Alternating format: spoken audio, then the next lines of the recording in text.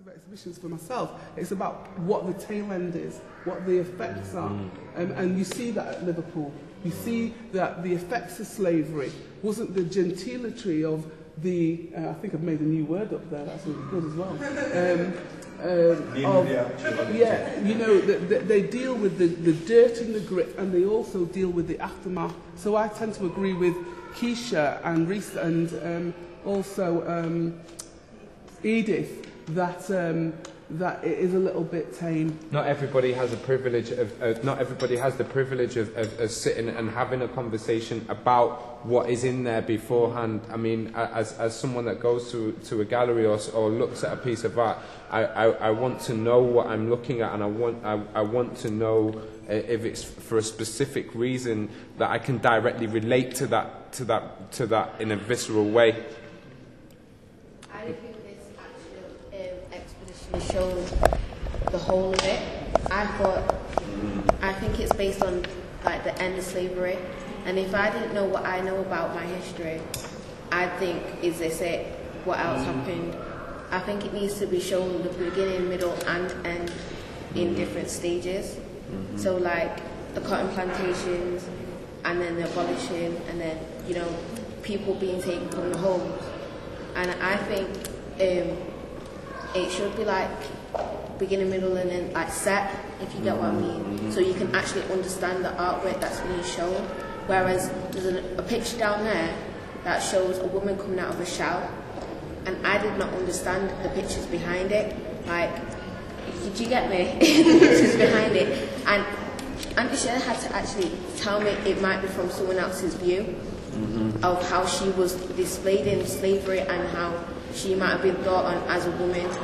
And that had to be explained to me, so that's showing I did not understand all the views of that picture.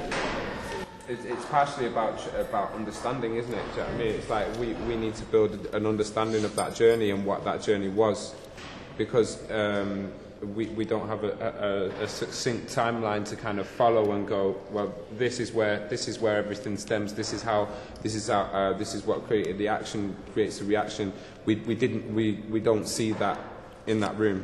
Within the exhibition, is there a point that is supposed to be the beginning of the exhibition? There's no point. There is no logical way to go around the exhibition. There was never an intention to sort of say this is the start. The exhibition is about trade and empire and the legacy of slavery. Within the I mean, I don't want to go too much into it now because I want your voices to be heard and what your reaction is.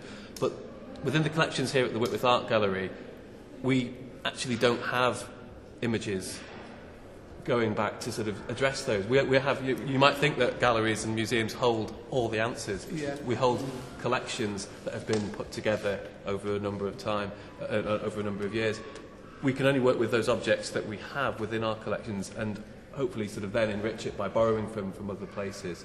But it's the new narratives and the new stories that have been we have asked to sort of be created about those objects. That is the interesting thing for me, how those stories are being developed. One of the most surprising things I learned only 3 days ago is that companies exist which make reproductions of artifacts that exist behind security devices in museums.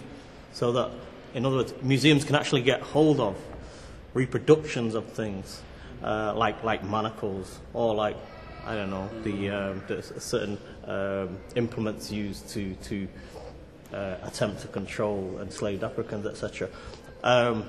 So in terms of telling the story and some of the emotion of the story, it might be possible, if there was a will, to use those companies to find those pseudo artifacts to place in the exhibition to tell the story in a more full way. But I take your point, and that's one of the things that I struggle with, is that when you go to a museum, the story that's being told is a story that is interrupted all the time by the fact they don't have certain artifacts, and the fact that no one wanted to give them the story that what they didn't want to be told, you know, and so you kind of reproduce that omission. The exhibition, I don't think, I'll just also say now, was ever meant to tackle the enormity of slavery and answer all questions about slavery. How can it? Yeah, it can't.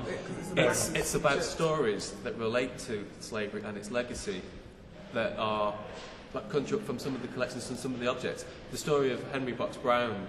And I think it's also, sometimes if you actually hear the stories, you actually then connect. And it's not always by looking, because we all learn in so many different ways that sometimes you will get something visually, sometimes you'll get something by hearing. So Andy's trying to invite you to get something through an experience in the door of no return.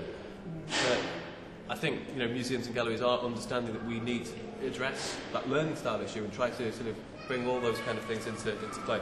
I'll stop there because I just wanted to say, but sometimes I think that the fact of the matter is that an awful lot of money was given to the museums and the art galleries to interpret what empire and I think that even Sue's, it's been that piece of work, it's watered down, it's been marginalised. Some of the money that should have been spent on making that unit something that people wanted to actually go into, and actually, let's take that off. The money for revealing histories also, I would say, is possibly a very small percentage of that exhibition. That exhibition would have been made whether revealing histories was about. It's part of the exhibition making programme and the way of actually getting external people and external voices to work with the collection is the revealing histories idea that we're really sort of trying to explore over the future. But one final thing that I think that I wanted to say was the links to Manchester, the links to empire. I learned, because we've been challenged as poets to write a link between Manchester and the slave trade, is that Britannia Hotel was one of the first buildings that was built to house cotton, and that Malmaison, which is ironic because these are all very fancy hotels. Malmaison was also another warehouse that housed cotton, and those are the things I think that are possibly missing. You know, the photographs of those grand hotels that they're now, but they were initially what, you know, if there is any historical photographs of the buildings, like you were saying, there was no pictures of the mills, there was no pictures of where the cotton was housed, how Manchester, Manley Park Junior School on College Road was the site and the house where King Cotton lived. You know, and so I think it was Manley Park anyway. I believe it was Manley Park because we went on something where they talked about it. So there is a history that is even closer to this generation because some of them went to Manley Park School, and I think that the gates or something remains in the school grounds that is an artefact of that man's house, which is directly linked to the history and the growth of the city as we know it.